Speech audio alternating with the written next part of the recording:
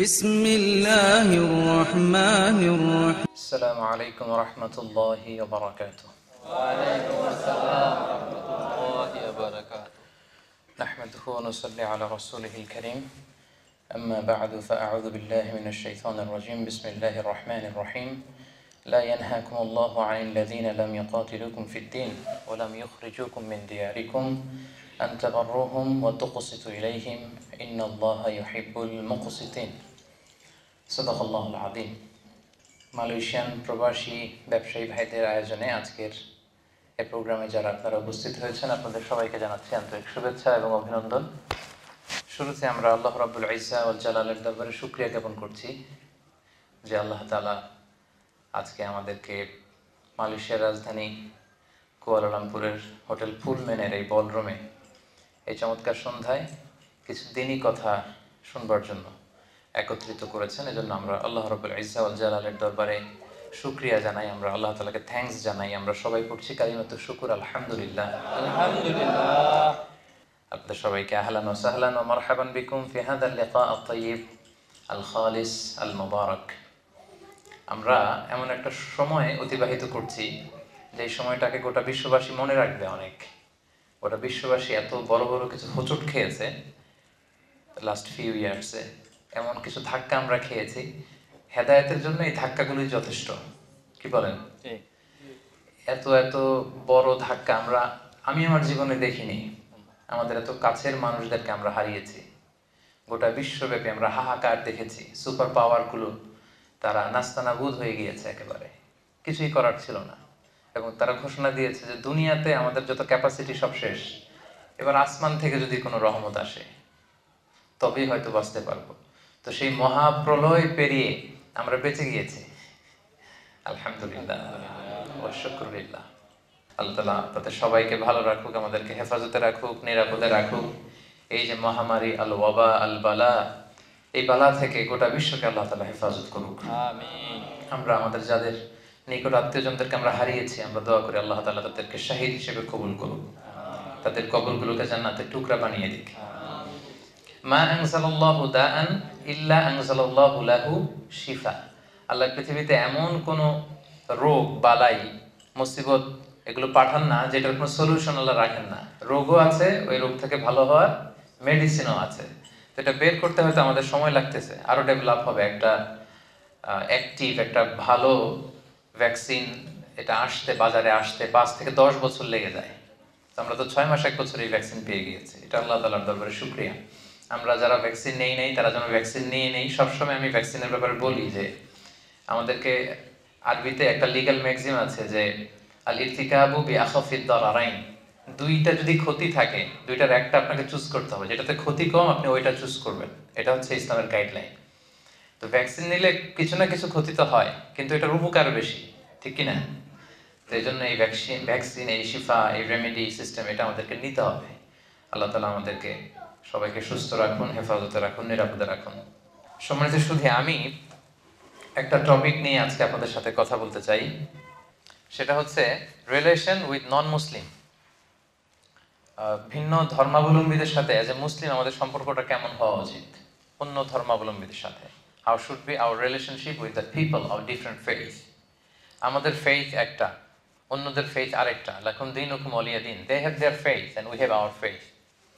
তো এই যে ভিন্ন ধর্মের অনেক লোকদের সাথে আমাদের বসতে হয়, মিশতে হয়, উঠতে হয়, ডিলিংস করতে হয়, তাদের সাথে আমাদের সম্পর্কের স্বরূপটা কেমন হবে, ধরনটা কেমন হবে, এ ব্যাপারে ইসলামের গাইডলাইনটা কি, এ ব্যাপারে আমরা কথা শুনবো।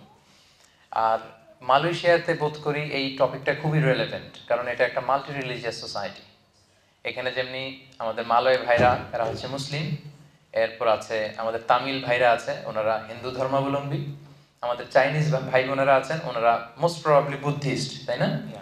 বড় ধর্ম ধরলে এই তিনটাই। তো দেখা যায় যে এদের সাথে আমাদের অনেক ব্যবসা বাণিজ্য নানা ধরনের কিন্তু ডিলিংস হয়ে থাকে। এবং অনেকে আমাকে বলে যে হুজুর আমার একটা কাওয়ান আছে, চাইনিজ কাওয়ান। তো মানে কাওয়ান অর্থবোধের বন্ধু, তাই না? তো আপনাদের এরকম আছে না বিধর্মী কাওয়ান? আচ্ছা, অন্য ধর্মাবলম্বী এরকম কাওয়ান কিন্তু থাকে অনেকের। এরপর এরকম অনেক কেস আমার কাছে এসেছে যে মুসলিম ছেলে আমাদের ইউনিভার্সিটির, সে হিন্দু মেয়েকে বিয়ে করে ফেলছে। তারপর বৌদ্ধ ধর্ম অবলম্বন করতেছে, এরকম চাইনিজ মেয়েকে বিয়ে করে ফেলছে। তারা যদি রিভার্টেড হয়ে মুসলিম হয়ে তারপর আপনার সাথে মুসলিম পুরুষের সাথে বিবাহ বন্ধনে আবদ্ধ হয়, এতে কোনো সমস্যা নেই। কিন্তু যদি সে তার ধর্মে থাকে তখন এটা একটা ক্রাইসিস না? এটা তো একটা বড় সংকট। সে হিন্দু, ছেলে মুসলিম, এখন হবেটা কি? বিয়ে হয়ে গেছে অলরেডি, ভালোবাসা হয়ে গেছে, তাদের মধ্যে ফিলিংস হয়ে গেছে, এক্সচেঞ্জ হয়ে গেছে। এই জটিল জটিল ব্যাপারগুলো কিন্তু আমাদের কাছে প্রায় প্রশ্ন আসে।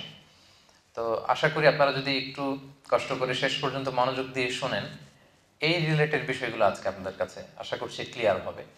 আমরা এই টপিকটাতে মৌলিকভাবে 7টা পয়েন্টকে কভার করবার চেষ্টা করব। প্রথমে আমরা জানবার চেষ্টা করব আমাদের মুসলিমদের মধ্যে একটা কনফিউশন কাজ করে যে আমার অমুসলিম বন্ধু থাকতে পারবে কিনা, ভিন্ন ধর্মাবলম্বী বন্ধু রাখা জায়েজ আছে কিনা। অনেকে কোরআনের কিছু আয়াতের অর্থ বা ব্যাখ্যা করতে যে একটু ভুল করে ফেলে আর কি। তো একটু ভুল করার কারণে তারা অনেক সময় বলে থাকে যে মুসলিমদের কোনো নন মুসলিম ফ্রেন্ড থাকতে পারবে না, আমার ফ্রেন্ড শুধু মুসলিমই হইতে হবে, এটা অনেকে মনে করে আর কি। এই ব্যাপারটা আসলে ঠিক কিনা এটা একটু আমরা কভার করব। এরপরে আমাদের অনেক অমুসলিম প্রতিবেশী থাকতে পারে। আমি অনেক ভাইদের বাসায় গিয়েছি, সেখানে দেখেছি যে তার ডানে থাকে তামিল ফ্যামিলি, এদিকে থাকে আবার চাইনিজ ফ্যামিলি। এটা হচ্ছে হিন্দু ফ্যামিলি, এটা বুদ্ধিস্ট, এ হচ্ছে মুসলিম ফ্যামিলি। তো এরা তো আপনার নেইবার। এখন তাদের সাথে আপনার আচরণটা কেমন হওয়া উচিত, ইসলাম আসলে কি বলে, কি গাইডলাইন দেয়। এরপর তারা অমুসলিমরা বা আপনার এরকম নেইবাররা অন্য ধর্মের, তারা যদি আপনাকে কোনো খাবার দেয়, হ্যাঁ, কোনো গিফট দেয়, এটা কনজিউম আপনি করতে পারবেন কিনা, এই প্রশ্নগুলো আমাদের সামনে আসে না অনেক? এগুলো কিন্তু আমাদের সামনে আসে, এটা আমরা কভার করব। এরপর অমুসলিমদের সাথে আমাদের সামাজিক, অর্থনৈতিক, রাজনৈতিক আমাদের যে সম্পর্ক, এই সম্পর্কটা কেমন হওয়া উচিত, ইসলাম কি বলে, এটা বলবো। তারপর অমুসলিমদের মধ্যেও কিন্তু কিছু ভালো লোক আছে। সব অমুসলিম ভিন্ন ধর্মাবলম্বী কিন্তু এক কাতারের না, তাই না? তো তাদের কোনো ভালো কাজ দেখলে এটা আমরা সুনাম করতে পারবো কিনা, তাদের কাজে স্বীকৃতি দিতে পারবো কিনা, তাদের প্রশংসা করতে পারবো কিনা, তাদেরকে রেসপেক্ট দেখানো যাবে কিনা, আমাদের ধর্মের লেজিসলেশনটা কি, এটা আমরা কভার করব। এরপর আন্তধর্মীয় সংলাপের ব্যাপারটা আমরা প্রায় শুনি যে ইন্টারফেথ ডায়ালগ বলে, আমাদের আমিন ভাই তো খুব এক্সপার্ট। সাম্প্রদায়িক সম্প্রীতি যেটা আমরা বলি, কমিউনাল হারমোনি, এবং রিলিজিয়াস কোএক্সিস্টেন্স। মালয়েশিয়া কিন্তু it's a nice role model of religious coexistence. ধর্মীয় সহাবস্থানের জন্য গোটা বিশ্বে মালয়েশিয়া কিন্তু একটা রোল মডেল। 3টা ধর্ম এরা মিলে কি শান্তিতে একসাথে বসবাস করতেছে, এগুলো আমি অ্যাড্রেস করব আমার আলোচনায়। এবং সব শেষে মুসলিম ল্যান্ডে, মুসলিম ভূখণ্ডে নন মুসলিম বা অমুসলিম সংখ্যালঘুদের অধিকারের ব্যাপারে ইসলাম কি বলে। এই যে কিছুদিন আগে আপনারা কুমিল্লার নানুয়া দিঘির পাড়ে আপনারা শুনেছেন, এক হনুমানের পায়ের মধ্যে কোরআনের কপি রাখা থেকে শুরু করে কি তুল কালাম কাণ্ড হয়ে গেল। সেখানে মুসলিমরা যে আক্রমণ করতেছে হিন্দুদেরকে, হিন্দুরা আবার তেড়ে আসতেছে মুসলিমদের দিকে, এই যে একটা ভয়ঙ্কর অবস্থা। তো এগুলো আসলে অনেক রাজনৈতিক উদ্দেশ্য হাসিলের জন্য, নিজেদের ফায়দা হাসিলের জন্য কিছু দুষ্কৃতিকারীরা কিন্তু এটা করে। আদতে কিন্তু বাংলাদেশে ওরকম দাঙ্গার হিস্ট্রি নেই। আমরা কিন্তু আবহমান কাল থেকে হিন্দু মুসলিম একসাথে, মানে একই সাথে আমাদের রোজাও চলে, এদের আবার পূজাও চলে এক সময়। আমরা তাফসির প্রোগ্রাম করলে এরা, এদের ঢোল বাদ্য বাজানোর প্রোগ্রাম থাকলে এরা আকপিস করে দেয়। আবার আমরা যদি আগে জানি ওখানে হিন্দুদের বড় প্রোগ্রাম, আমরা আমাদের তাফসির প্রোগ্রামকে একটু আকপিস করি। তো এই সুসম্পর্ক সম্প্রীতি কিন্তু আমাদের দেশে আছে। তো এত সুখ আবার অনেকের পছন্দ হয় না। বাংলাদেশে এত সমৃদ্ধি, এত সম্প্রীতি, ফলে কিন্তু নানা ধরনের ষড়যন্ত্রের কবলে আমাদের এই বাংলাদেশের সম্প্রীতি কিন্তু এখন হুমকির মুখে আমরা দেখতে পাচ্ছি। তো এগুলো থেকে বেরিয়ে আসার উপায় কি এবং ইসলাম আমাদেরকে কি গাইডলাইন দেয়, এই বিষয়ে আজকে আমরা কথা শুনবো। তাহলে মূল টপিক ছিল what should be our relation with the people of different faith, আর সাব টপিক কি কি থাকবে এটা আমি আপনাদের সাথে শেয়ার করলাম। পুরো বুঝতে পেরেছেন ব্যাপারটা? কি নিয়ে আলোচনা করব? বোরিং হচ্ছে না তো আপনারা? তো প্রথমে আমরা বলবো যে অমুসলিমরা আমাদের বন্ধু হতে পারবে কিনা। এই ব্যাপারটা নিয়ে কথা বলতে যে আমাদের অনেক মুসলিম ভাই বোনেরা একটু সংশয়ে থাকেন কোরআনের কয়েকটা আয়াত নিয়ে। আয়াতগুলো কি একটু বলি। 1 নম্বর হচ্ছে সূরা আলে ইমরানের 28 নম্বর আয়াতের অর্থ করতে যে একটু গুলিয়ে ফেলেন। আল্লাহ তাআলা সেই আয়াতে বলছেন লা ইয়াত্তাখিদিল মুমিনুনাল কাফিরিনা আউলিয়া মিন দুনিল মুমিনিন, অর্থাৎ বিশ্বাসীরা, মুমিনরা যেন মুমিন ছাড়া অন্য কাউকে, মানে কাফির কাউকে, কাফিরদেরকে যেন আউলিয়া হিসেবে গ্রহণ না করে। রিপিট, আমার আবারও বলছি, বিশ্বাসীরা যেন আরেক বিশ্বাসীকে ছাড়া কোনো কাফিরকে তাদের আউলিয়া না বানায়। এখন আউলিয়া মানে কি? আউলিয়ার অর্থ করতে যে অনেকে অর্থ করে বন্ধু, অনেক ট্রান্সলেশনে কি বলে বন্ধু। আসলে এই অর্থটা ভুল। মুমিন যেন মুমিন ছাড়া অন্য কাউকে বন্ধু না বানায়, কথাটা ঠিক না। তাহলে সঠিকটা কি আমরা বলবো এখনই। আরেকটা আয়াত এরকম আছে, কনফিউশনে পড়ে যায়, সূরাতুল মায়েদার 51 নম্বর আয়াত। আল্লাহ তাআলা বলছেন, ইয়া আইয়ুহাল্লাযীনা আমানু লা তাত্তাখিযুল ইয়াহুদা ওয়ান নাসারা আউলিয়া, মানে ওহে বিশ্বাসীরা, তোমরা ইহুদি নাসারাদেরকে তোমাদের আউলিয়া বানিও না। এটার অর্থ অনেকে করে কি বন্ধু। তার মানে এই দুই আয়াতের অর্থ করতে যে অনেকে বলে মুমিন যেন মুমিন ছাড়া কোনো কাফিরকে আউলিয়া না বানায়, মানে বন্ধু না বানায়। আবার পরের আয়াতে ওহে বিশ্বাসীরা খবরদার ইহুদি নাসারাদেরকে তোমাদের আউলিয়া বানিও না, অর্থ কি করে বন্ধু বানিও না। এই ব্যাপারটাতে সংশয়। আসলে আউলিয়া শব্দটা হচ্ছে বহু বচন, এর এক বচন হচ্ছে ওয়ালি। আমরা বলি না ওয়ালি, ওয়ালি ওলি বলি না, ওলি বড় আল্লাহর ওলি, এই ওলি আর কি, শুদ্ধ আরবি হচ্ছে ওয়ালি। তো ওয়ালির প্লুরাল হচ্ছে আউলিয়া। ওয়ালির অনেক অর্থ, বন্ধু বা ফ্রেন্ড এটাও জন্য একটা অর্থ, আরো অনেক অর্থ আছে। এখানে আসলে পারফেক্ট অর্থ হবে যদি আপনি বলেন যে বন্ধু না বলে যদি অর্থ আপনি গার্ডিয়ান বলেন, প্রোটেক্টর বলেন, ভেরি ইন্টিমেট ক্লোজ ফ্রেন্ডশিপ বলেন, তখন অর্থটা ঠিক আছে। তার মানে সঠিক অর্থ হবে কোনো মুমিন যেন মুমিনকে বাদ দিয়ে কোনো কাফিরকে তার গার্ডিয়ান না বানায়। পার্থক্য আছে না? এক জায়গায় বলা হলো বন্ধু, আর আরেক জায়গায় বলা হচ্ছে গার্ডিয়ান। সো গার্ডিয়ান যদি বলা হয় তাহলে পারফেক্ট অর্থ হয়, মানে আমরা কোনো নন মুসলিমকে আমাদের গার্ডিয়ান বানাতে পারবো না। পারবো নাকি? আমাদের গার্ডিয়ান ওরা কিভাবে হবে? হলে তো আমাদের ইমানদার যিনি আছেন, আমাদের নেতা, আমাদের প্রিয় ভাজন যিনি আমাদেরকে গাইড করে লিড দেয়, সে হবে মুমিন, হবে মুমিনের বলি, আল্লাহ আল্লাহ রাসূল হবে মুমিনদের বলি। তো ওয়ালায়া, ওয়ালায়া যেটা গার্ডিয়ানশিপ, এটা হচ্ছে আ'লা মিনাস সাদাকা, বন্ধুত্বের চেয়ে এটা অনেক উপরে। কিন্তু সিম্পলি আমরা যে ভুলটা করে ফেলি, আমরা বন্ধু বলে ফেলি। কাফির আমার বন্ধু হতে পারবে না, ইহুদি নাসারা আমার বন্ধু হতে পারবে না, এটা ভুল। আসল অর্থ হবে ইহুদি নাসারা কাফির অন্য ধর্মের কেউ আমাদের গার্ডিয়ান হতে পারবে না। কথা বুঝতে পেরেছেন? তাহলে প্রথম পয়েন্টটা ক্লিয়ার না? বন্ধু হতে কোনো সমস্যা নাই, স্বাভাবিক যে ফ্রেন্ডশিপ এটা হতেই পারে। যে কারোর সাথে হতে পারে না? হতে পারে। এই যে এখানে আপনি আছেন, এই যে কাওয়ান কাওয়ান বলতেছিলাম কেন? আপনাদেরকে বোঝানোর জন্য আর কি। কাওয়ান ওয়ার্ডটা আমার লাগতেছিল আপনাদেরকে বোঝানোর জন্য। তো তারা আপনাদের আসলে কাওয়ান হতে পারে, বন্ধু হতে পারে, কোনো সমস্যা নেই। কিন্তু তাদেরকে ওইরকম লয়াল গার্ডিয়ানশিপ দেওয়া যাবে না, তাদেরকে প্রোটেক্টর হিসেবে নেওয়া যাবে না, কিন্তু স্বাভাবিক বন্ধুত্ব হতে পারে। তাহলে প্রথম যেই আমাদের মিসকনসেপশন, এটা আপনাদের কাছে ক্লিয়ার হয়েছে? ক্লিয়ার।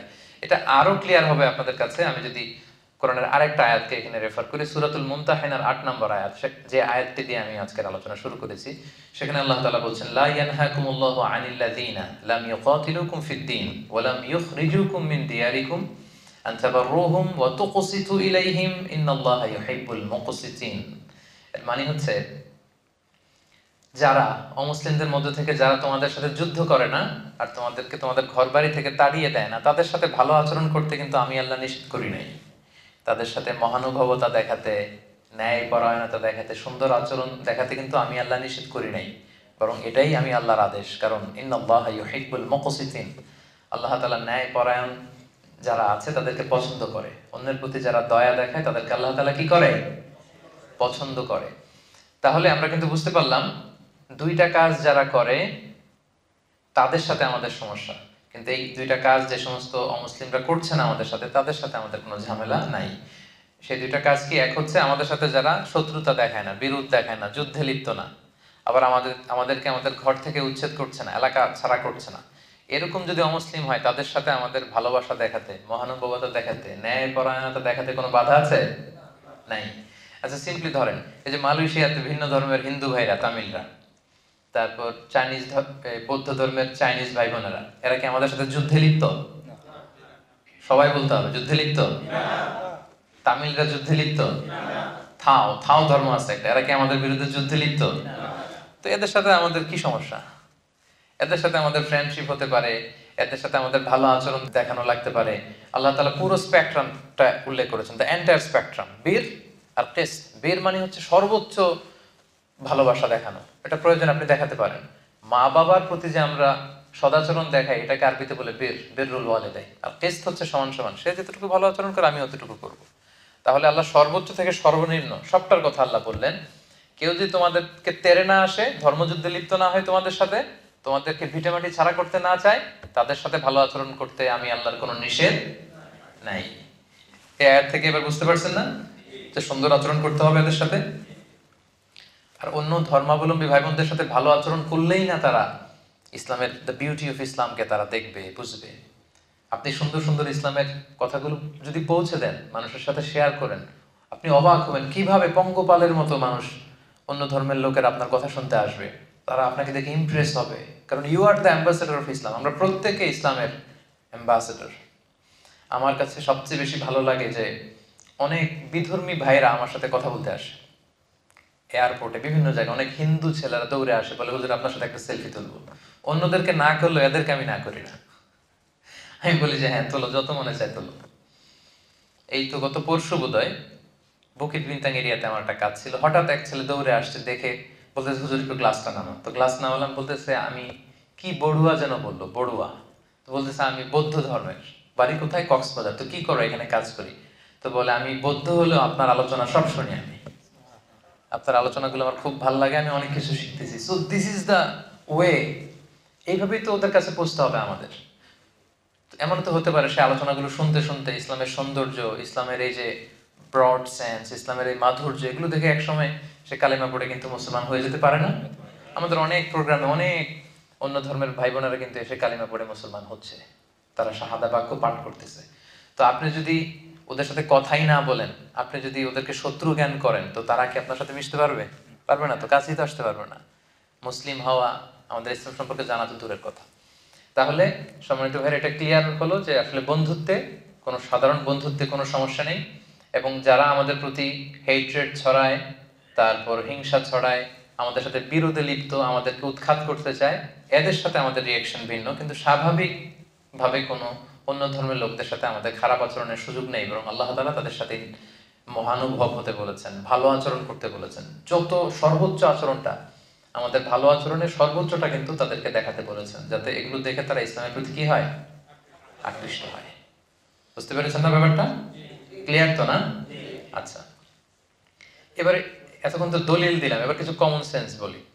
এটা কমন সেন্সও আমাদের বলে যে আমাদের যেই ন্যাচারাল লাভ, ভালোবাসা, এইটা আমরা আটকাবো কিভাবে? এটা তো আটকানোর সুযোগ নাই। সহজাত ভালোবাসা যেটা এমনি মন থেকেই আসে। দেখবেন অনেক, আমি কুমিল্লাতে থাকতে এক হিন্দু দোকান থেকে মুদির সদাই করতাম আর কি, মুদি আইটেমটা কিনতাম। অন্য মুসলিমদের ওখানে কেন যেতাম না, মানে একবার তার দোকানে যাওয়ার পরে এত ভালো আচরণ, এত তার সুন্দর ডিলিংস, আমাকে সে মুগ্ধ করেছে। তো বাধ্য হয়ে একে আর বাদ দিতে পারি নাই। বাজারে গেলেই আমি এর কাছ থেকে সদাইটা নিয়ে নিতাম।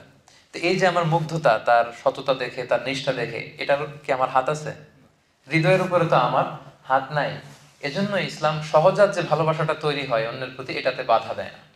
সিম্পলি একটা উদাহরণ দিয়ে বলি, আল্লাহ রাসূল সাল্লাল্লাহু আলাইহি ওয়াসাল্লামের চাচা আবু তালেব, উনি কি ইসলাম ধর্ম গ্রহণ করেছিলেন? জানেন আপনারা, উনি কিন্তু ইসলাম ধর্ম গ্রহণ করেনি, মুশরিক ছিলেন। কি ছিলেন? শিরকের উপরই ইন্তেকাল করেছেন। এমনকি মৃত্যুর বিছানায় আল্লাহ রাসূল সাল্লাল্লাহু আলাইহি ওয়াসাল্লাম যে বললেন, চাচা একবার শুধু বলেন আশহাদু আল্লা ইলাহা ইল্লাল্লাহ ওয়া আশহাদু আন্না মুহাম্মাদান আবদুল্লাহি ওয়া রাসূলুহু, বাকিটা আমি আল্লাহর সাথে বুঝবো, শুধু একবার এটা আপনি আমাকে বলেন। কারণ আজীবন রাসূল সাল্লাল্লাহু আলাইহি ওয়াসাল্লামকে শেল্টার দিয়েছিলেন উনি, আর্থিক shelter, financial shelter, political shelter, social shelter.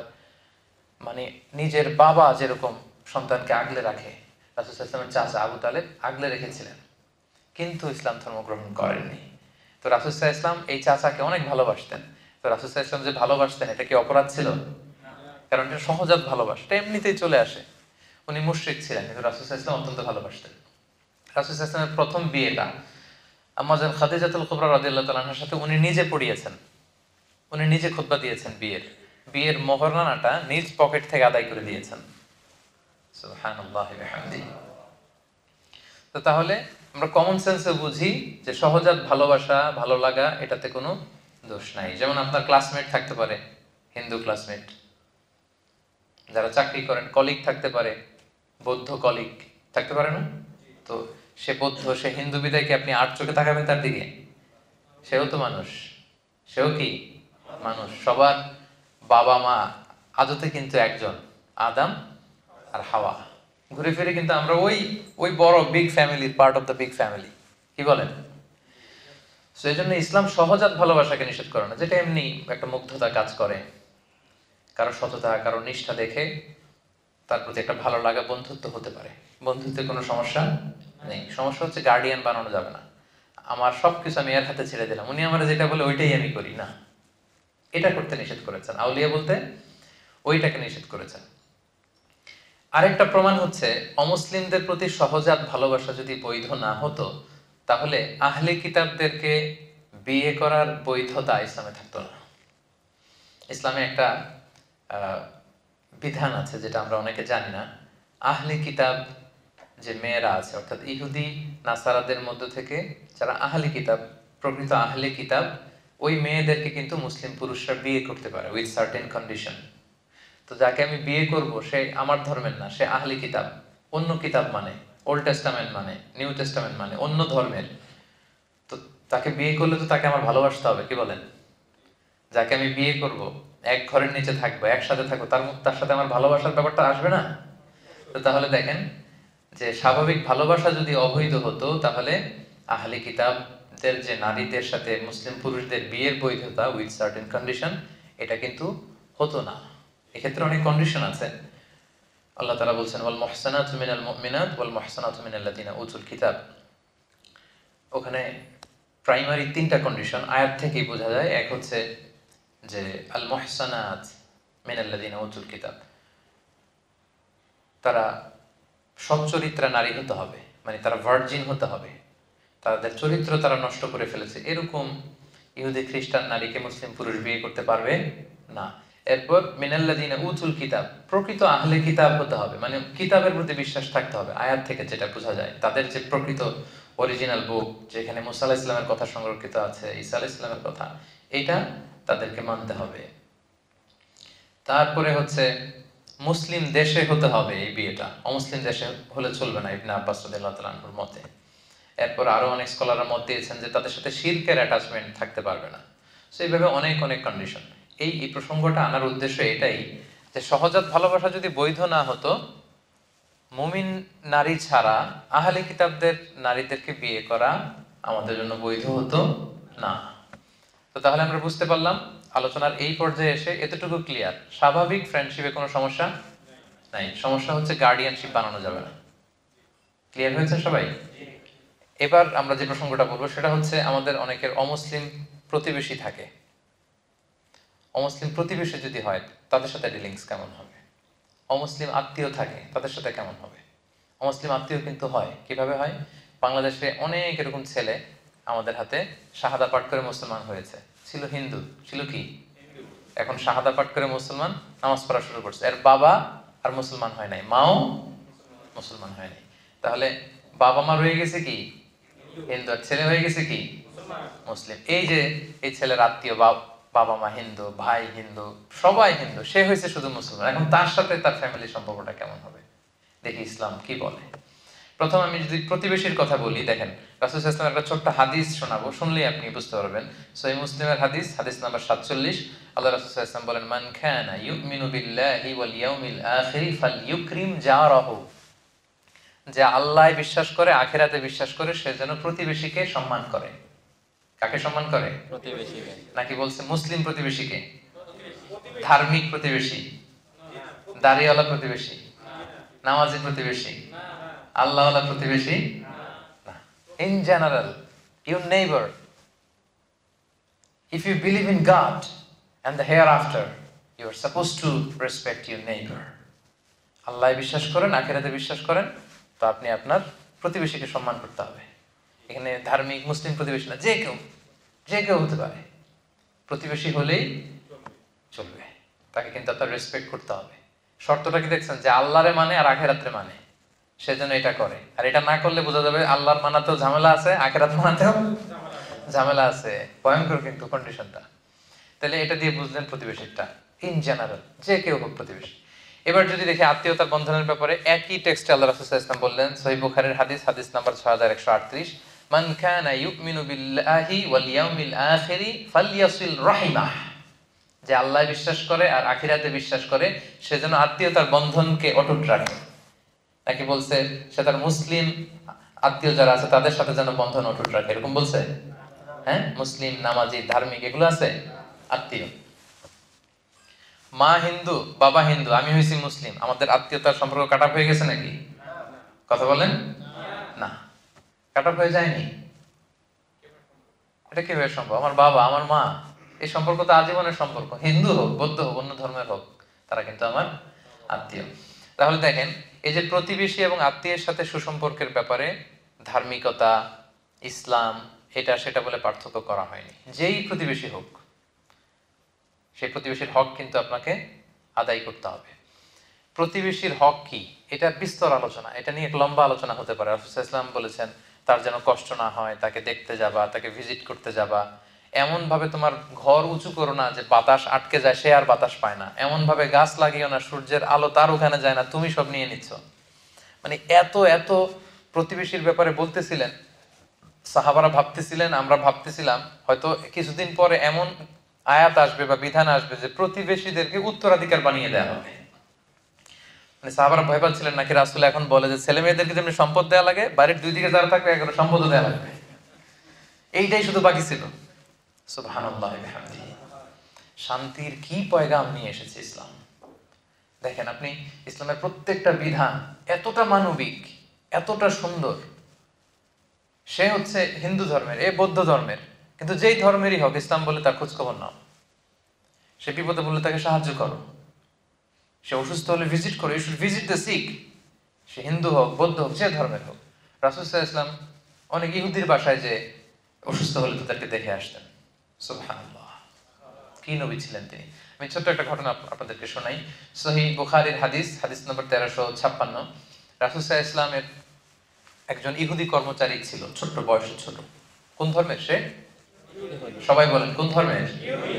ইহুদি কর্মচারী, ছোট বয়সে ছোট। আমি টেক্সটটা পড়ি। আনাস রাদিয়াল্লাহু তাআলা আনহু বলেন, কানা গুলামুন ইয়াহুদিয়ুন ইয়াখদুমুন নাবিয়্যা সাল্লাল্লাহু আলাইহি ওয়াসাল্লাম। একটা ছোট্ট ইহুদি ছেলে ছিল, রাসূল সাল্লাল্লাহু আলাইহি ওয়াসাল্লামের কর্মচারী হিসেবে কাজ করত। ফামারিদা, হঠাৎ এই ছেলে অসুস্থ হয়ে গেল। আপনারা জানেন যে রাসূল সাল্লাল্লাহু আলাইহি ওয়াসাল্লাম যখন মক্কা থেকে মদিনায় গেলেন, ওইটাও মালয়েশিয়ার মতো এরকম মাল্টি রিলিজিয়াস সোসাইটি ছিল। ইহুদিদের 3 গোত্র, আবার আউস খাজরাজের কিছু মুশরিক এখনো মুসলিম হয় নাই, আর মুহাজির যারা আসছেন মক্কা থেকে, রাসূল সহ যারা আসছেন সবাই তো মুমিন। তাহলে মুমিন আছে, মুশরিক আছে, আবার ইহুদি আছে, অনেকগুলো হয়ে গেল না? পাশে আবার খ্রিস্টান ট্রাইব আছে নাজরানের আশেপাশে। তো রাসূল সাল্লাল্লাহু আলাইহি ওয়াসাল্লাম এই ছেলেকে ভাড়া করছেন কাজের জন্য। হঠাৎ দেখে আসে না একদিন, ফামারিদা, অসুস্থ হয়ে গেল। ফাআতাহু নবী সাল্লাল্লাহু আলাইহি ওয়াসাল্লাম ইয়াউদু, রাসূল সাল্লাল্লাহু আলাইহি ওয়াসাল্লাম তাকে ভিজিট করতে গেলেন। সুবহানাল্লাহ, আসে না কেন? কিছু লোক বলতেছে এই ছেলেটা তো অসুস্থ, রাসূল সাল্লাল্লাহু আলাইহি ওয়াসাল্লাম এবার ওকে দেখতে গেলেন। কার বাড়িতে? ইহুদির বাড়িতে। কথা বলেন, কার বাড়িতে? ইহুদির বাড়িতে। রাসূল সাল্লাল্লাহু আলাইহি ওয়াসাল্লামকে দেখে ওই ছেলের বাবা তো অবাক, উনি তো ইহুদি, কি রে, মুহাম্মদ সাল্লাল্লাহু আলাইহি ওয়াসাল্লাম দ্য লাস্ট মেসেঞ্জার, সে চলে আসছে, আমার বাসার ভিতরে ঢুকে যাচ্ছে। এসে উনি পারমিশন নিয়ে রাসূল সাল্লাল্লাহু আলাইহি ওয়াসাল্লাম ঢুকেই গেলেন ঘরের ভিতরে।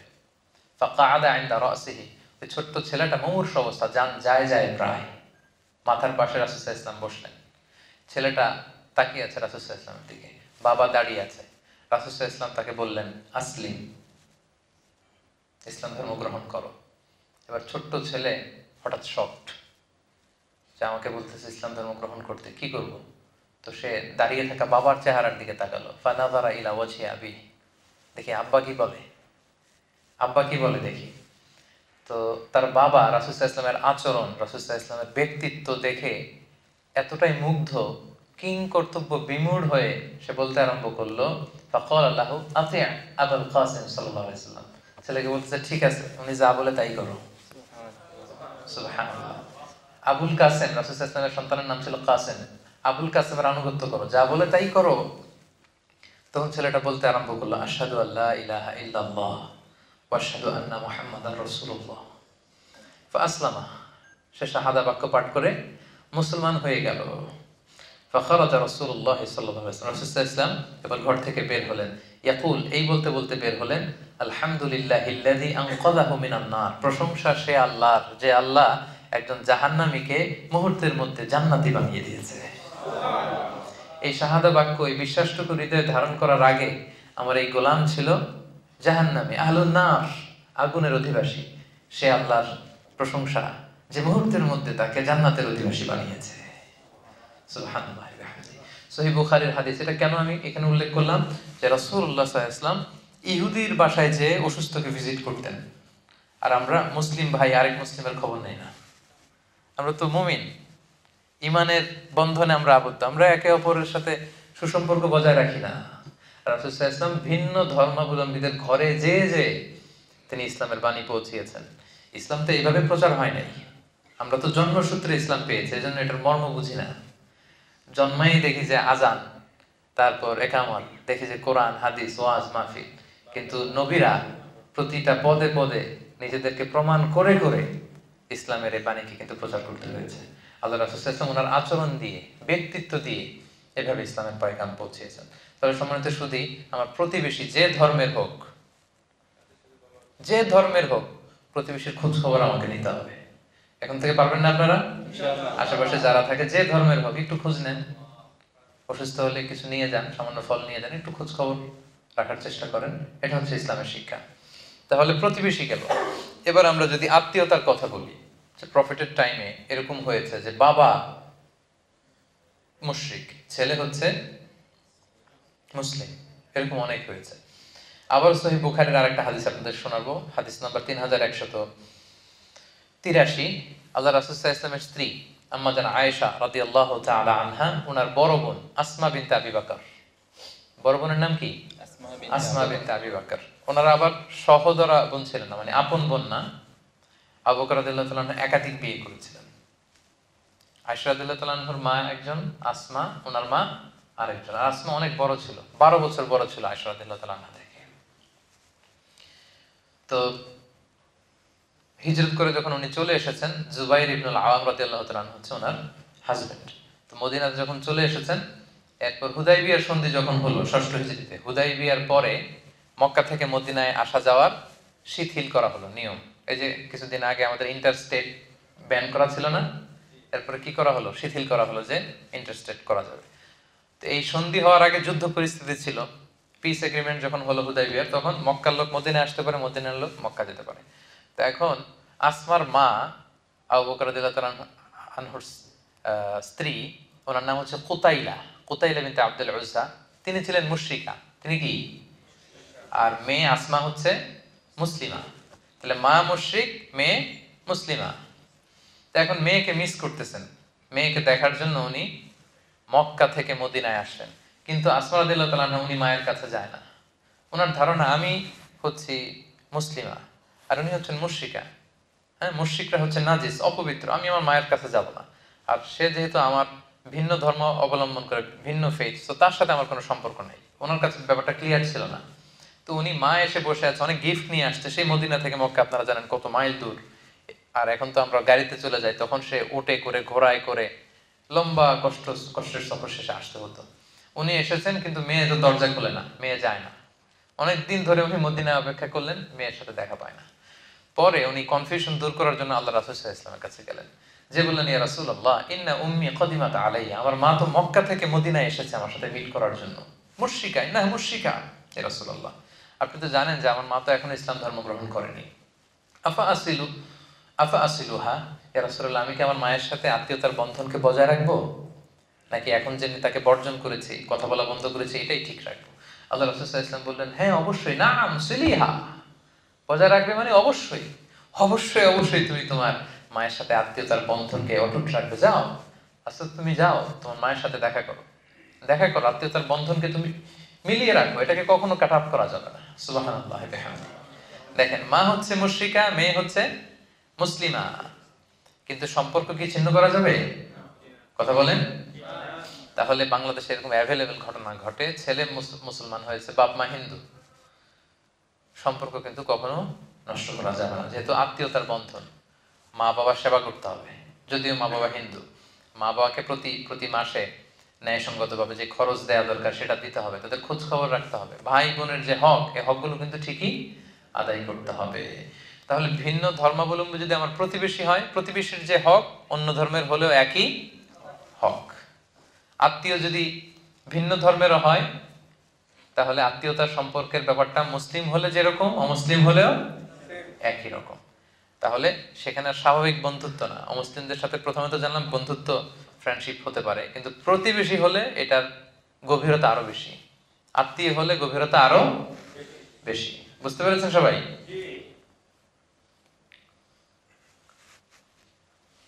আচ্ছা, এবার যে পয়েন্টটা নিয়ে কথা বলবো আমরা সেটা হচ্ছে, অনেক সময় এরকম হয় যে নন মুসলিম কেউ অনেক সময় আমাদেরকে অনেক খাবার দেয়, গিফট দেয়, হতে পারে না এরকম? এই যে মালয়েশিয়াতে তো কি হয়, দিওয়ালি হয় না, এখানে দীপাবলি বলে, ইন্টারন্যাশনালি তো এটা হচ্ছে দিওয়ালি।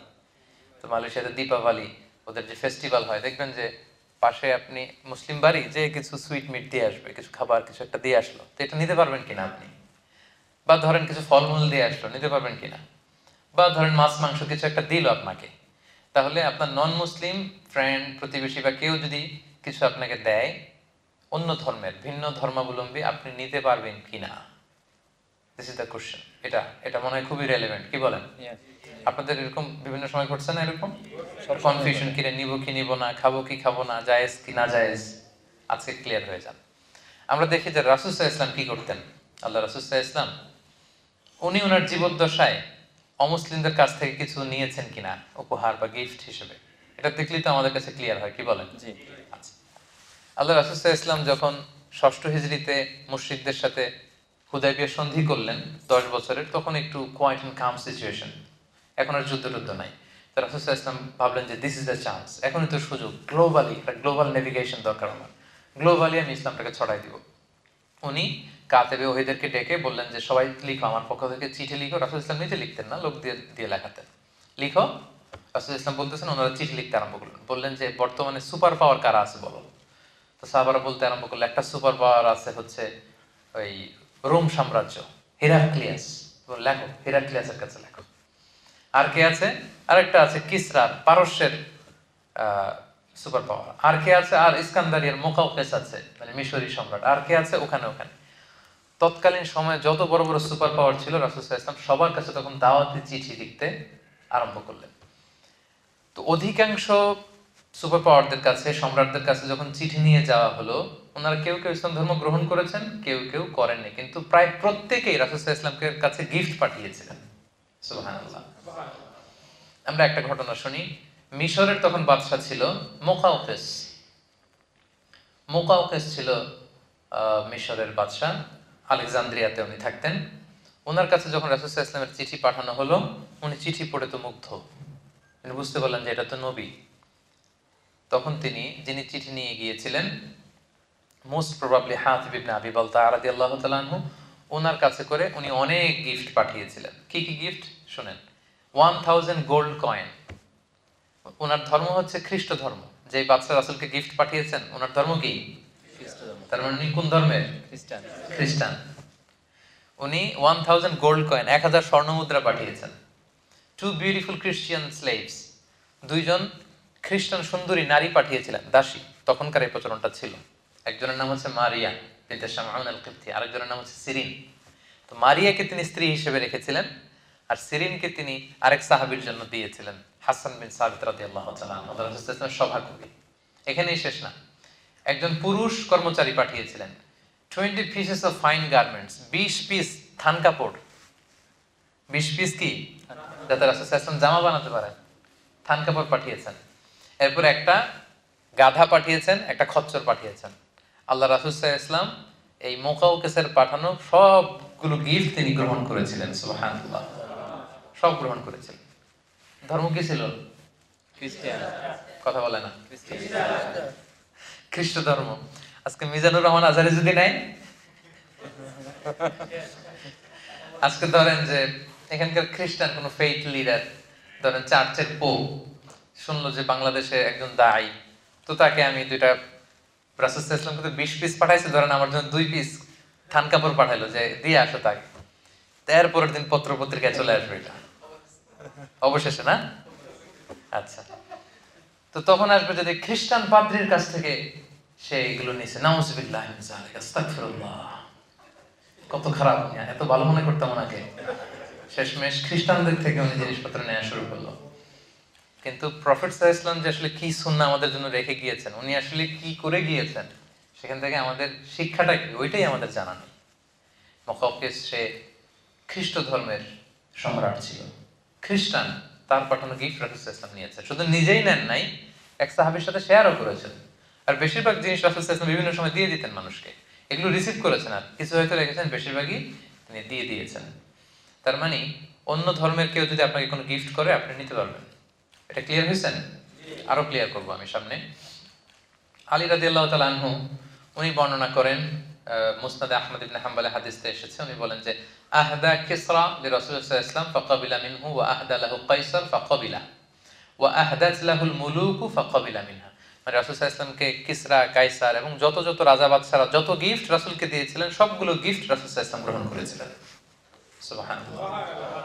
এতগুলো খ্রিস্টানের কথা, তার মানে বাকিদের যদি হিসাব করেন দেখা যাবে যে কেউ ছিল ইহুদি, তারপরে কিসরার সাথে ছিল অগ্নি উপাসক, কিসরার প্রধান সে কি ছিল? অগ্নি উপাসক। তাদের দেয়া জিনিসও কিন্তু রাসূল সাল্লাল্লাহু আলাইহি ওয়াসাল্লাম নিয়েছেন। এরপর আলী রাদিয়াল্লাহু তাআলা আনহু নিজে যখন খলিফা ছিলেন, অগ্নি উপাসকদের একটা আপনার ফেস্টিভ্যাল হয়, নাইরুজ বলে ওরা। কি বলে? নাইরুজ, যেটাকে বাংলায় বলে নওরোজ, মানে নববর্ষ। নববর্ষে ওদের একটা ফেস্টিভ্যাল হয়, তখন আলী রাদিয়াল্লাহু তাআলা আনহুকেও তারা গিফট দিত, আলী রাদিয়াল্লাহু তাআলা আনহু সেই গিফট গ্রহণ করতেন। এবার আমরা মুসান্নাফে ইবনে আবি শাইবার একটা হাদিস শুনবো। আয়েশা রাদিয়াল্লাহু তাআলা আনহার কাছে এক নারী এসে বললেন, আম্মা জান, অগ্নি উপাসকরা তাদের নওরোজের প্রোগ্রামের সময় আমাদেরকে ভুনা পাখি উপহার হিসেবে পাঠায়। কি পাঠায়? ভুনা পাখি। ভুনা পাখি। আমরা কি এটা খাইতে পারবো? আম্মা জান আয়েশা বললেন, আম্মা মা দুবিহা লিযালিকাল ইয়াউম ফালা তাকুলু ওয়ালাকিন কুলু মিন আশজারিহিম। বলতেছে ওই দিন তাদের প্রোগ্রামে তারা যেটা জবাই করে, জবাইকৃত কোনো জিনিস খেতে পারবে না, বরং তাদের গাছের যে ফলমূল, শাকসবজি, এই সমস্ত মিষ্টান্ন যেগুলো দেয় এগুলো খেতে পারবা। তাহলে এখান থেকে আমরা বুঝতে পারলাম যে অন্য ধর্মের কেউ আপনাকে যদি মিষ্টি জাতীয়, চকলেট জাতীয় তাদের প্রোগ্রামে যা যা দেয় এগুলো আপনি খেতে পারবেন। আপনাকে যদি জামা কাপড় দেয়, নগদ কোনো গিফট করে, সেটা আপনি নিতে পারবেন, সবকিছুই নিতে পারবেন, এক্সেপ্ট তারা জবাই করেছে এমন কোনো প্রাণী যদি তারা আপনাকে দেয়। লেটস সে হিন্দুদের কোনো প্রোগ্রামে দীপাবলিতে তারা যদি মুরগি জবাই করে, গরু জবাই করে, ওইটা দিলে আপনি খেতে পারবেন না। বৌদ্ধরা জবাই করেছে এরকম কোনো প্রাণী দিলে আপনি খেতে পারবেন না, কারণ কোনো প্রাণীকে হত্যা করার আগে, জবাই করার আগে কি বলতে হয়? আল্লাহর নাম নিতে হয়। ওরা এটা নেয় না, এজন্য আমরা খেতে পারি না, তবে আহলে কিতাবদের কথা ভিন্ন। প্রকৃত আহলে কিতাব যারা in the name of god বলে, যারা বিসমিল্লাহ বলে জবাই করে, এরকম প্রকৃত আহলে কিতাবদের জবাই করে আপনি খেতে পারবেন। কিন্তু অন্য কোনো ধর্মের জবাই করা কোনো জিনিস আপনাকে দেয়া হলে আপনি খেতে পারবেন না। তো এমন তো না যে তারা শুধু আপনাকে ওই গোশতটাই দিবে, তারা হয়তো মাছ দিতে পারে, ডিম দিতে পারে, শাক দিতে পারে, ফলমূল সবই খেতে পারতেছে, শুধু ওই আইটেমটা আপনি খেতে পারবেন না। তাহলে অমুসলিম, ভিন্ন ধর্মের কেউ যদি আপনাকে কোনো উপহার সামগ্রী দেয়, সেটা কনজিউম করা কিন্তু আপনার জন্য জায়েজ আছে। এবং রাসূল সাল্লাল্লাহু আলাইহি ওয়াসাল্লামের সিরাত থেকে, সাহাবাদের প্র্যাকটিস থেকে কিন্তু আমরা এটা ক্লিয়ার হলাম। সবাই কি বুঝতে পেরেছেন?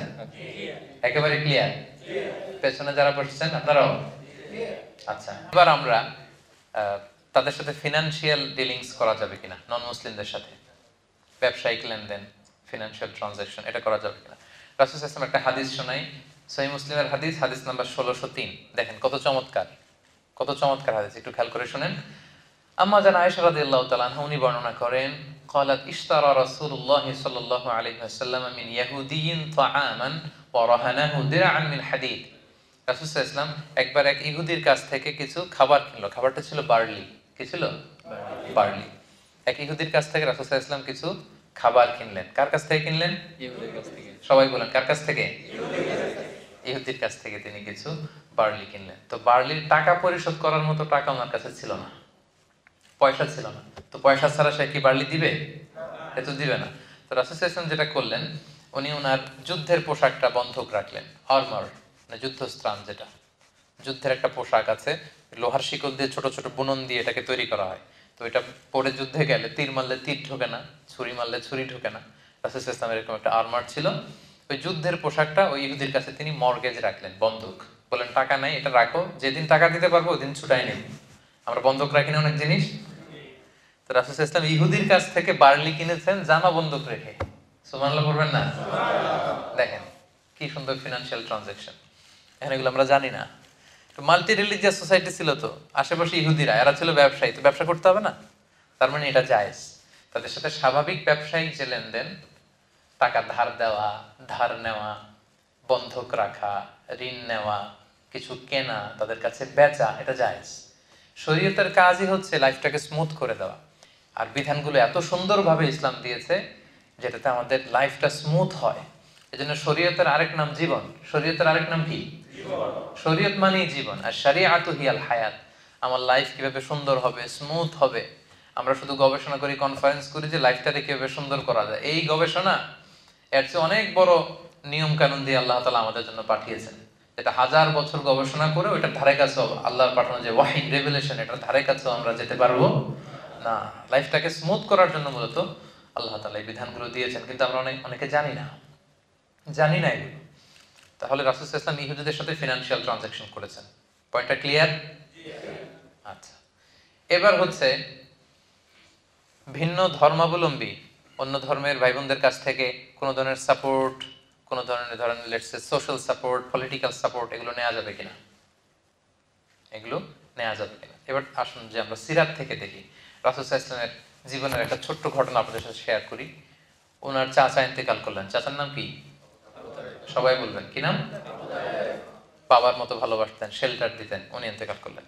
ওনার প্রথম স্ত্রীর নাম কি? খাদিজা রাদিয়াল্লাহু তাআলা আনহা। ফিনান্সিয়ালি সাপোর্ট করতেন, ঘরে তিনি সান্ত্বনা যোগাতেন। উনিও মারা গেলেন। রাসূল সাল্লাল্লাহু আলাইহি ওয়াসাল্লাম এর চেয়ে বেশি আর শকড হননি কখনো। চাচা নাই, ঘরে যে স্ত্রী সান্ত্বনা দিত উনিও নাই। রাসূল সাল্লাল্লাহু আলাইহি ওয়াসাল্লাম খুব একা বোধ করতে লাগলেন। এদিকে মক্কায় থাকার নিয়ম ছিল আমান নিয়ে থাকতে হতো। আমান মানে সিকিউরিটি। বড় বড় নেতা ছিল, গোত্র ছিল, এরা যদি সিকিউরিটি আপনাকে দেয় আপনি থাকতে পারবেন, কাইন্ড অফ ভিসা। এখনকার মালয়েশিয়ার আমার ভিসা না থাকলে আমি থাকতে পারবো না। তো এই ভিসা সিস্টেম আমান ওনার চাচা দিত। আমান, চাচা আমান দেওয়ার কারণে কেউ রাসূল সাল্লাল্লাহু আলাইহি ওয়াসাল্লামের গায়ে টাচও করতে পারত না। এখন চাচা নাই, এবার রাসূল সাল্লাল্লাহু আলাইহি ওয়াসাল্লামকে বাঁচাবে কে? স্ত্রী নাই, সান্ত্বনা যোগাবে কে? রাসূল সাল্লাল্লাহু আলাইহি ওয়াসাল্লাম এবার ভারাক্রান্ত মন নিয়ে তায়েফে চলে গেলেন, কারণ মক্কায় থাকার পরিবেশ নাই, যে কোনো সময় অ্যাটাক হবে। এতদিন অ্যাটাক করে নাই চাচার ভয়ে, এবার চাচা নাই, তায়েফে গেলেন। তায়েফের ঘটনা সবার জানা না আপনাদের?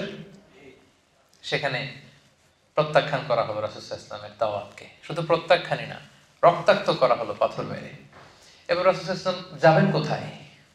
নিজ জন্মভূমি মক্কাতে থাকার সুযোগ নেই। পাশের সবচেয়ে কাছের সিটি 70 কিলো দূর তায়েফে গেলেন, ওখানে থাকার সুযোগ নেই। তিনি যাবেন কোথায়? এখান থেকে আবিসিনিয়াতে মুসলিমদেরকে হিজরতে পাঠিয়েছেন, অধিকাংশকে মদিনায় মুসআব ইবনে উমাইরের সাথে পাঠিয়েছেন। মক্কাতে সাপোর্ট করার মতো কেউ নাই রাসূল সাল্লাল্লাহু আলাইহি ওয়াসাল্লাম। যাবেন কোথায় আপনি? তায়েফ থেকে রক্তাক্ত হয়ে যায়েদ রাদিয়াল্লাহু তাআলা আনহুকে নিয়ে তিনি ফিরে আসলেন। মক্কায় ঢুকতেও পারতেছেন না ভয়ে। তখন তিনি লোক পাঠালেন যে বলো যে এমন কেউ আছে কিনা, আমি তো এমন কোনো বড় অপরাধ করি নাই, আজীবন তোমাদের শুভাকাঙ্ক্ষী ছিলাম, এমন কি কেউ আছে যে কিছুদিনের জন্য আমার জন্মভূমিতে আমাকে থাকতে দিবে? কেউ কি আছে? কেউ রাজি হয় না। কেউ রাজি হয় না রাসূল সাল্লাল্লাহু আলাইহি ওয়াসাল্লামকে আমান দেওয়ার জন্য। মানে যে ভিসা ছাড়া রাসূল সাল্লাল্লাহু আলাইহি ওয়াসাল্লাম ঢুকতে পারতেছে না মক্কায়, কেউ দিচ্ছে না। Nobody, no one except one personality. একজন ব্যক্তি আল্লাহ তাআলা ব্যবস্থা করে দিলেন, তার নাম হচ্ছে মুতঈম ইবনু আদি। তার নাম কি? মুতঈম ইবনু আদি। ওনার মনে আল্লাহ তাআলা দয়ার সঞ্চার করে দিলেন। তিনি বললেন আমি দেব। ওনার ছেলেদেরকে পাঠালেন। ওনার ছেলের নাম জুবাইর ইবনে মুতঈম রাদিয়াল্লাহু তাআলা। ছেলে মুসলমান হয়েছে, কিন্তু মুতঈম ইবনে আদির নসিবে ঈমান জোটে নাই। উনি বললেন আমি শেল্টার দেব। ছেলেদেরকে অস্ত্র দিয়ে পাঠালেন, যাও মুহাম্মদকে স্যালিউট দিয়ে গার্ড অফ অনার দিয়ে নিয়ে আসো। রাসূল সাল্লাল্লাহু আলাইহি ওয়াসাল্লাম আল্লাহর শুকরিয়া আদায় করলেন। মুতঈম ইবনে আদির ছেলেদের সাথে এসে তিনি প্রথমে কাবা তাওয়াফ করলেন। কি করলেন?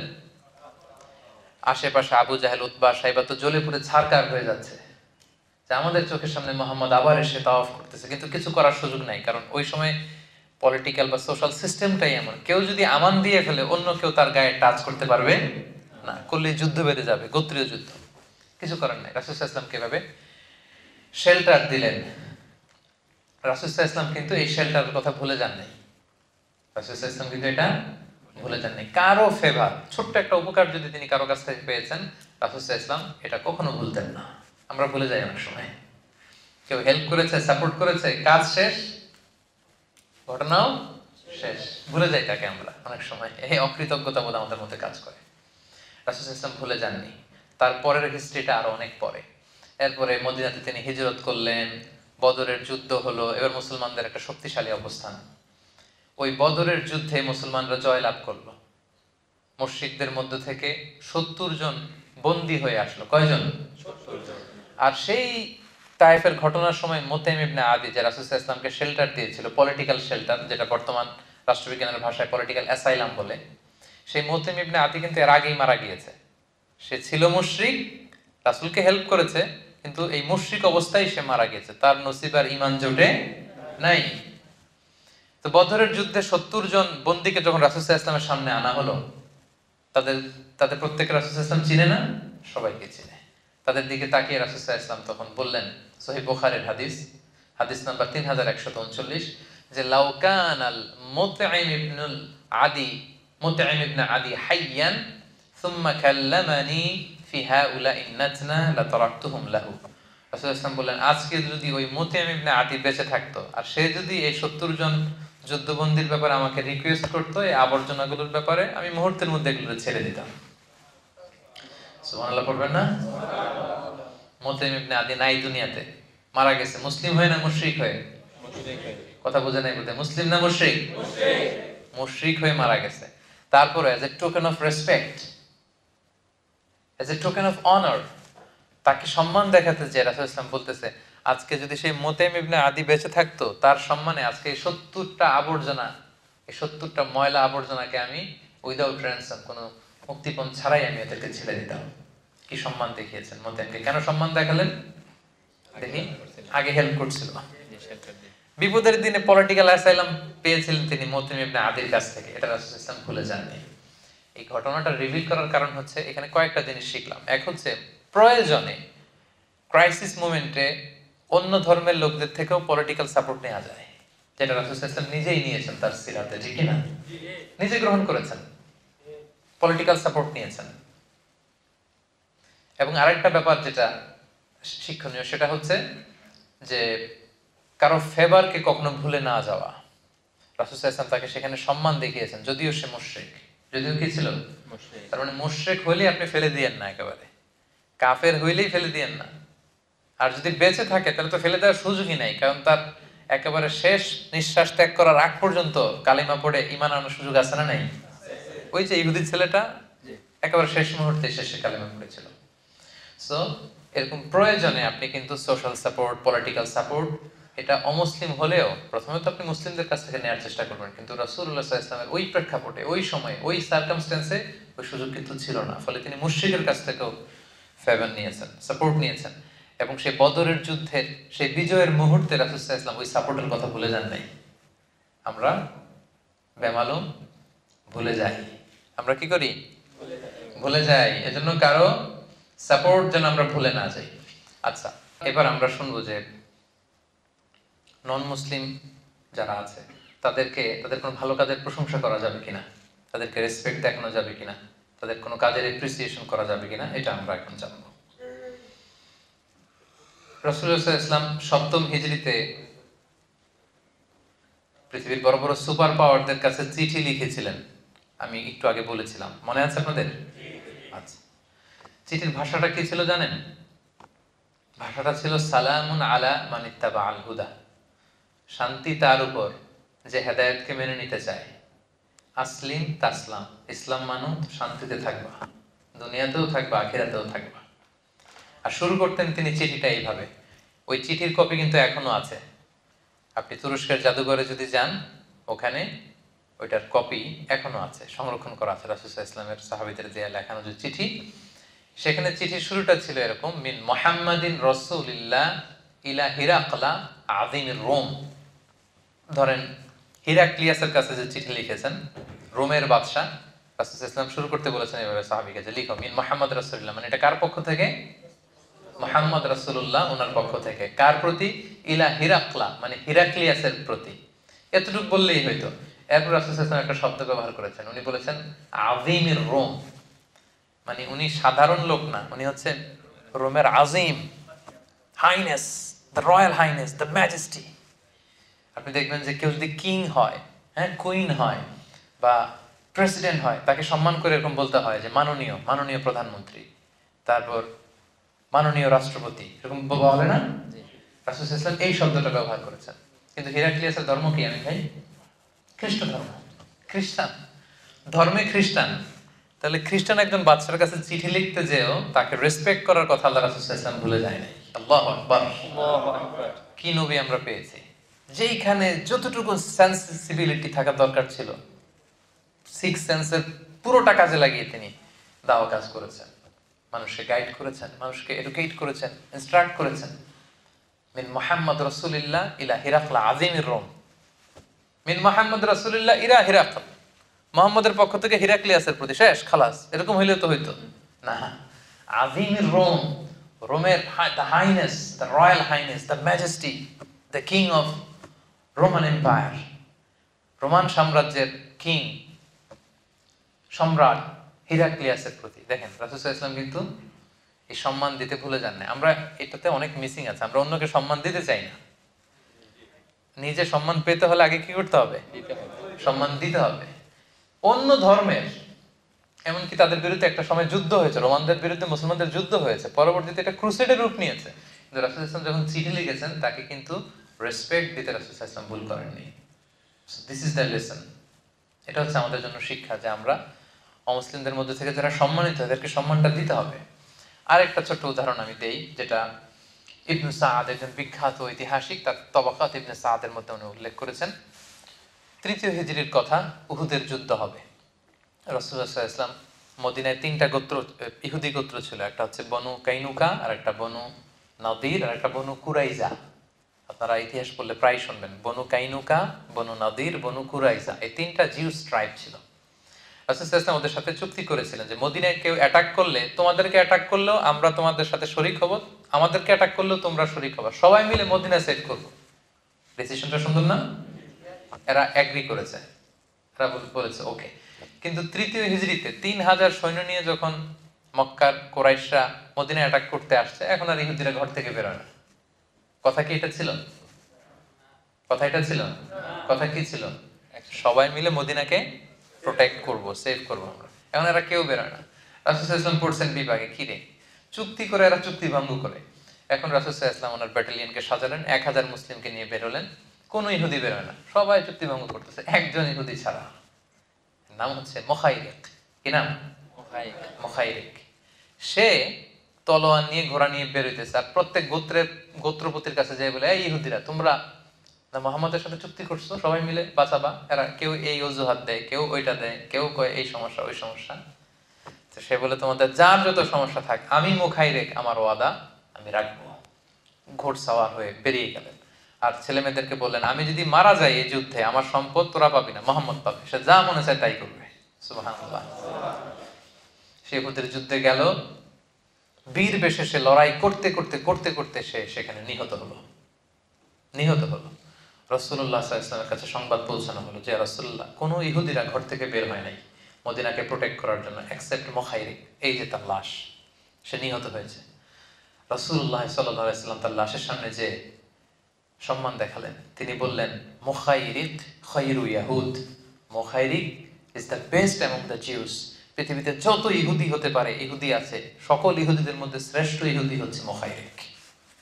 সুবহানাল্লাহ ওয়া বিহামদিহি। দ্য বেস্ট অ্যামং জিউস, সবচেয়ে শ্রেষ্ঠ ইহুদি মুখাইরিক। দেখেন আল্লাহ রাসূল সাল্লাল্লাহু আলাইহি ওয়াসাল্লাম সে ইহুদি না খ্রিস্টান না মুশরিক, আল্লাহরে মানে কি মানে না এটা না, এগুলো ভুলে গেছেন। রাসূল সাল্লাল্লাহু আলাইহি ওয়াসাল্লাম as a token of appreciation তাকে সেলিউট জানালেন, তাকে সম্মান দেখালেন।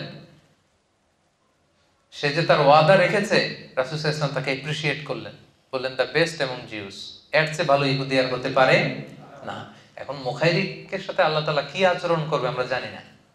যুদ্ধের ময়দানে এমনও তো হতে পারে তা সে ঈমান এনেছিল, হতে পারে না, আমরা জানি।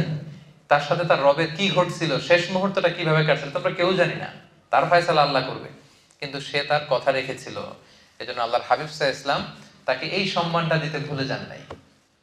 তাকে তিনি রেসপেক্ট করেছেন, অ্যাপ্রিশিয়েট করেছেন, এবং সব সাহাবীদের সামনে বলেছেন যে সে হচ্ছে শ্রেষ্ঠ ইহুদি। সে কি?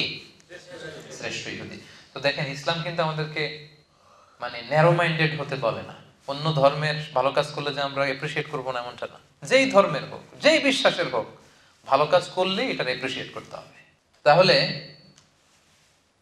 অন্য ধর্মাবলম্বী যারা, এদেরকে রেসপেক্ট দেখানোতে, প্রশংসা করাতে কোনো সমস্যা নেই। এটা আমরা ক্লিয়ার হয়েছে সবাই? আচ্ছা, তাহলে এটা আমাদেরকে খেয়াল রাখতে হবে যে অন্য ধর্মের হলেই যে তারা খারাপ এবং সবাইকে এক পাল্লায় মাপা, এটা আমাদের একটা বড় সমস্যা। সবাইকে কিন্তু এক পাল্লায় মাপা যাবে না।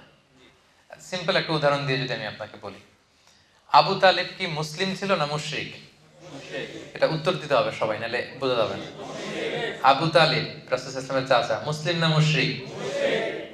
মুশরিক। আবু জাহাল মুসলিম না মুশরিক? আচ্ছা, আবু তালেব কি অবস্থায় মারা গিয়েছে, মুসলিম না মুশরিক অবস্থায়? আবু জাহেল কি অবস্থায় মারা গিয়েছে? তাহলে আবু তালেব, আবু জাহেল দুইজনই মুশরিক, দুইজনই শিরকের উপর ইন্তেকাল করেছে, কিন্তু দুইজন কি এক? কথা বলেন, দুইজন কি এক? এক পাল্লায় মাপা যাবে? যাবে না তো। আবু তালেব রাসূল সাল্লাল্লাহু আলাইহি ওয়াসাল্লামের চাচা, আজীবন শুধু লা ইলাহাটাই পড়ে নাই আর সব করেছে, শুধু লা ইলাহাটাই পড়তে পারে নাই। জানি না আল্লাহ তাআলা ওনার সাথে কি আচরণ করবেন। শুধু লা ইলাহাটাই পড়ে নাই, রাসূল সাল্লাল্লাহু আলাইহি ওয়াসাল্লামকে আগলে লিখেছে, আমান দিয়েছে, পলিটিক্যাল সাপোর্ট, সামাজিক সাপোর্ট, নিজের ছেলের চেয়ে বেশি আদর করেছে। আলী রাদিয়াল্লাহু তাআলা আনহু ওনার আপন ছেলে, জাফর ইবনে আবু তালেব আপন ছেলে, এদের চেয়ে বেশি আদর করেছে আল্লাহ রাসূল সাল্লাল্লাহু আলাইহি ওয়াসাল্লামকে, কিন্তু শিরকের উপর ইন্তেকাল করেছে। আর আবু জাহাল, এমন কোনো সুযোগ নাই রাসূল সাল্লাল্লাহু আলাইহি ওয়াসাল্লামের বিরুদ্ধে যেটা সে কাজে লাগায় নাই। আজীবন কষ্ট দিয়েছে আমার নবীকে, বদরের যুদ্ধে শেষ নিঃশ্বাস ত্যাগ করা পর্যন্ত ইসলামের বিরুদ্ধে কাজ করে গিয়েছে। এও মুশরিক, এও মুশরিক, দুই মুশরিক কি এক? কথা বলেন।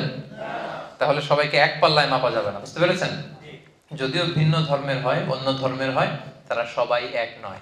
সিম্পলি আমরা এদেরকে তিনটা ক্যাটাগরি করতে পারি, তিনটা ক্যাটাগরি। এক নম্বর হচ্ছে যে যারা ইসলামের বিরুদ্ধে বিষোদ্গার ছড়ায়, আমাদের বিরোধী, আমাদের সাথে যুদ্ধ অবস্থায় আছে, তাদের সাথে আমাদের রিঅ্যাকশন একরকম, কি বলেন? তাই না? যারা আমাদের বিরোধী, আমাদের সাথে যুদ্ধে লিপ্ত হতে চায়, তাদের সাথে রিঅ্যাকশন একরকম। আরেকটা হচ্ছে নিউট্রাল যারা অমুসলিম, পৃথিবীর বিভিন্ন দেশে যে অমুসলিম সাধারণ জনগণ, এদের সাথে আমাদের কোনো বিরোধ আছে? এদের সাথে আমাদের সুসম্পর্ক থাকবে, ফ্রেন্ডশিপ থাকবে।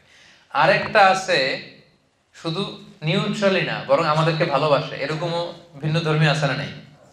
যে বললাম না যে অনেক হিন্দু আমাদের প্রোগ্রামগুলোতে আসে। খুলনায় আমার একটা প্রোগ্রাম ছিল, আমার বলতেছে আয়োজক কমিটি, হুজুর কয়েকশো হিন্দু আসছে আপনার আলোচনার সাথে, কয়েকশো। ধর্ম কি?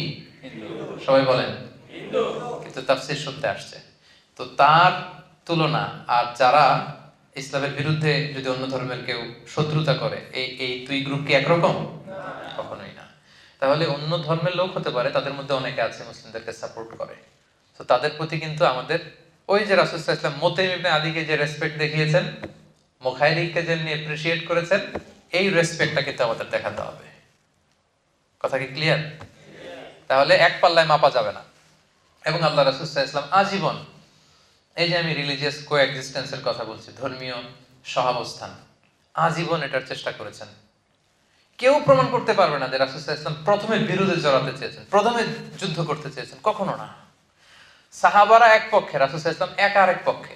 সব সাহাবারা বলে, ইয়া রাসূলুল্লাহ, আমাদের দেহের এক ফোঁটা রক্ত থাকতে উমরা না করে আমরা ফিরবো না, আমাদের তলোয়ার দরকার নেই, আমাদের হাতের লাঠি দিয়ে আমরা এদের সাথে যুদ্ধ করবো। রাসূল সাল্লাল্লাহু আলাইহি ওয়াসাল্লাম বললেন, না, পিস ট্রিটি করো, পিস এগ্রিমেন্ট, হুদায়বিয়ার সন্ধি। আল্লাহ তাআলা এটাকেই ফাতহুম মুবিন বলেছেন, ইন্না ফাতাহনা লাকা ফাতহাম মুবিনা। রাসূল সাল্লাল্লাহু আলাইহি ওয়াসাল্লাম অনেক ভিশনারি ছিলেন, এবং ঠিকই এটা প্রকৃত বিজয় হিসেবে ইসলামের জন্য এসেছে। তাহলে দেখেন, এই যে পিস ট্রিটি হলো, পিস এগ্রিমেন্ট মক্কার কুরাইশদের সাথে, এদের ধর্ম কি ছিল? পেগানস, আইডোলেট্রিতে বিশ্বাসী ছিল, মানে মুশরিক। দেখেন, মুশরিকদের সাথে রাসূল সাল্লাল্লাহু আলাইহি ওয়াসাল্লাম কি করে? পিস ট্রিটি করে। আর আমরা মুসলিম ভাই বসতে পারি না এক টেবিলে। আমিও মুসলিম, আমিও ইসলামী দলের প্রধান, উনিও ইসলামী দলের প্রধান। আমি ওনার বিরুদ্ধে ফেসবুকে স্ট্যাটাস দেই, উনি ইউটিউবে আমারে হুমকি দেয়। আছে না নাই? এই তো এটাই চলতেছে, এটাই চলতেছে। আপনি ইসলাম কায়েম করতে চান, আপনি ইসলাম কায়েম করতে চান, আপনিও চান, আমিও চাই, কিন্তু এক টেবিলে বসতে পারি না, একসাথে মানে একসাথে চা খাবো, গল্প করবো, এটা হয় না। আর রাসূল সাল্লাল্লাহু আলাইহি ওয়াসাল্লাম মুশরিকদের সাথে পিস এগ্রিমেন্ট করেছেন, মুশরিকদের সাথে। এরা মূর্তির পূজা করত। মদিনায় এসে দেখলেন ইহুদিরা ডমিনেটেড এখানে, ওনাদের সাথে বিরুদ্ধে জড়ালেন না। রাসূল সাল্লাল্লাহু আলাইহি ওয়াসাল্লাম মদিনায় এসে আরেক সবাইকে ইন্টারফেথ ডায়ালগের কথা বললেন, আন্তঃধর্মীয় সংলাপ বললেন। কুল ইয়া আহলাল কিতাবি তাআলাউ ইলা কালিমাতিন সাওয়াইন বাইনানা ওয়া বাইনাকুম আল্লা না'বুদা ইল্লাল্লাহ ওয়া লা নুশরিকা বিহি শাইআ। ইহুদিদেরকে বললো যে ইহুদিরা আমাদের মধ্যে যে আনকমন ব্যাপারগুলো এগুলো বাদ দাও, কমন যেটা আছে আমাদের কমন গ্রাউন্ড, আসলে এটা নিয়ে একটু একসাথে বসি। তোমাদের নবী মুসা উনি তো এক আল্লাহর কথা বলতো, খ্রিস্টানদেরকে বলেছেন জেসাস খ্রাইস্ট যিশু খ্রিস্ট এক আল্লাহর কথা বলতো, আমি তো ওই এক আল্লাহর কথাই বলি। আসলে এই এক আল্লাহর প্রসঙ্গটাকে সামনে রেখে একসাথে একটু বসি। তাআলাউ ইলা কালিমাতিন সাওয়াইন বাইনানা ওয়া বাইনাকুম। শুধু এখানেই না, এই যে এসেন্স অফ রিলিজিয়ন, রাসূল সাল্লাল্লাহু আলাইহি ওয়াসাল্লাম বোঝাতে চাইলেন যে যেই বিষয়টাতে আমরা সবাই এক, তোমরাও এক, সেম টু মুসা, same to Jesus, same to me, তাওহীদ, আসলে এটাতে আমরা একত্রিত হই। তার মানে কি বোঝা গেল? রাসূল সাল্লাল্লাহু আলাইহি ওয়াসাল্লাম কি বিরোধ করতে চেয়েছেন না মিলেমিশে থাকতে চেয়েছেন? মিলেমিশে। এরপরে এখানে তিনি অ্যালায়েন্স করলেন ইহুদিদের সাথে, কোয়ালিশন করলেন, যেটাকে মদিনা চার্টার বলে। মদিনা সনদ নাম শুনছেন না আপনারা? মদিনা সনদ কি মুসলমানদের মধ্যে হয়েছিল নাকি?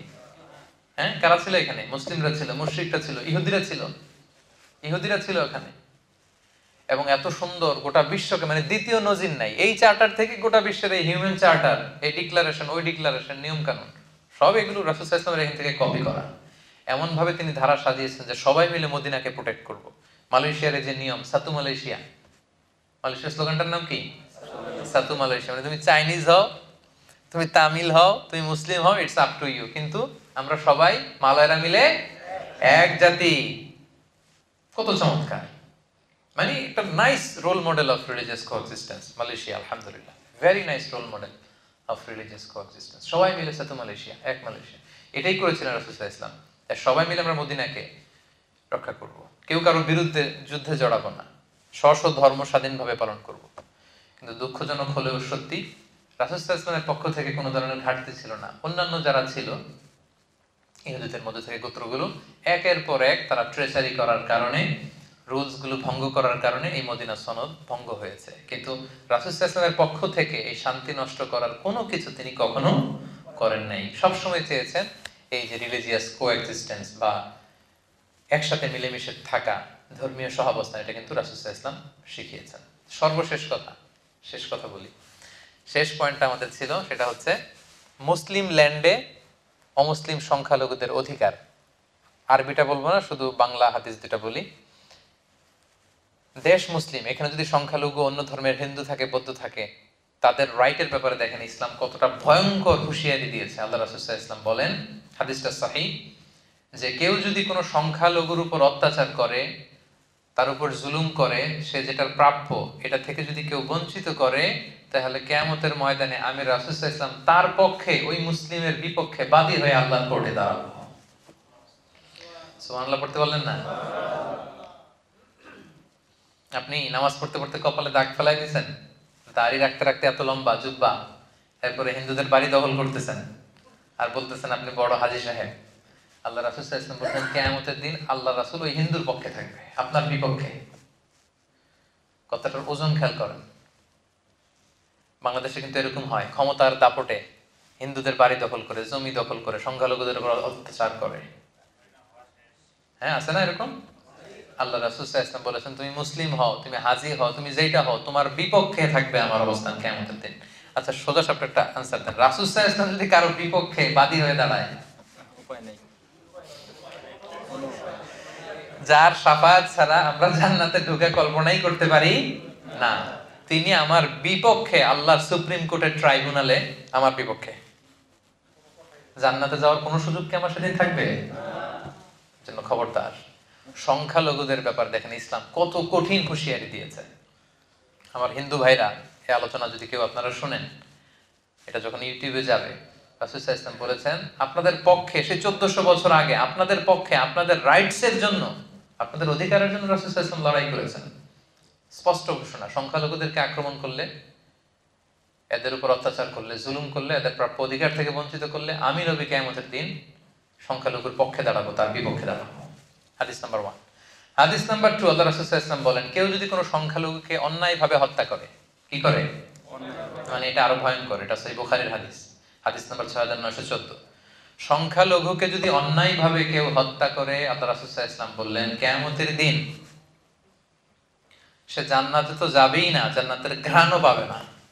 এজন্য খবরদার, ভয়ঙ্কর কথা কিন্তু আল্লাহ রাসূল সাল্লাল্লাহু আলাইহি ওয়াসাল্লাম বলেছেন। সো ইসলাম সব সময় ভিন্ন ধর্মাবলম্বীদের সাথে আমাদের সুসম্পর্কের কথা বলে, তাদের অধিকার সংরক্ষণের কথা বলে। এমনকি তারা যে মূর্তির পূজা করে, কোরআনের গাইডলাইন হচ্ছে লা তাসুব্বুল্লাযীনা ইয়াদউনা মিন দুনিল্লাহি ফায়াসুব্বুল্লাহা আদওয়াম বিগাইরি ইলম। খবরদার, আল্লাহকে ছাড়া তারা যে দেবী বা প্রতিমা, তাদের কাছে যেটা পবিত্র, এটা যে উপাসনা করে, ওই দেবী মূর্তি এগুলোকে তোমরা গালি দিও না, খবরদার।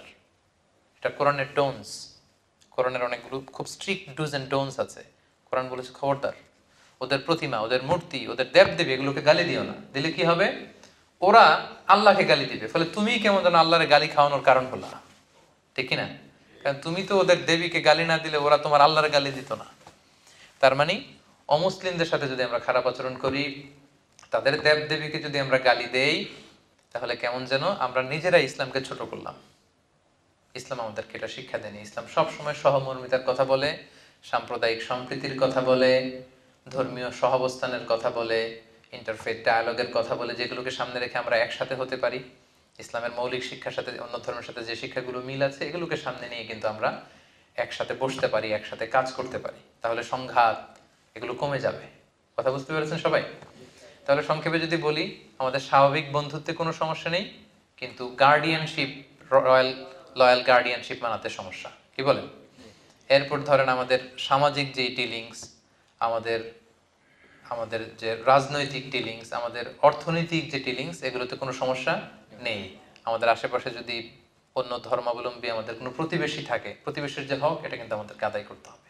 যদি আমাদের আত্মীয় থাকে অন্য ধর্মের, সেই আত্মীয়তার বন্ধন কিন্তু আমাদেরকে অটুট রাখতে হবে, এবং প্রয়োজনে তাদের কাছ থেকে আমরা সাপোর্ট নিতে পারবো, আমরা তাদেরকে সাপোর্ট করতে পারবো।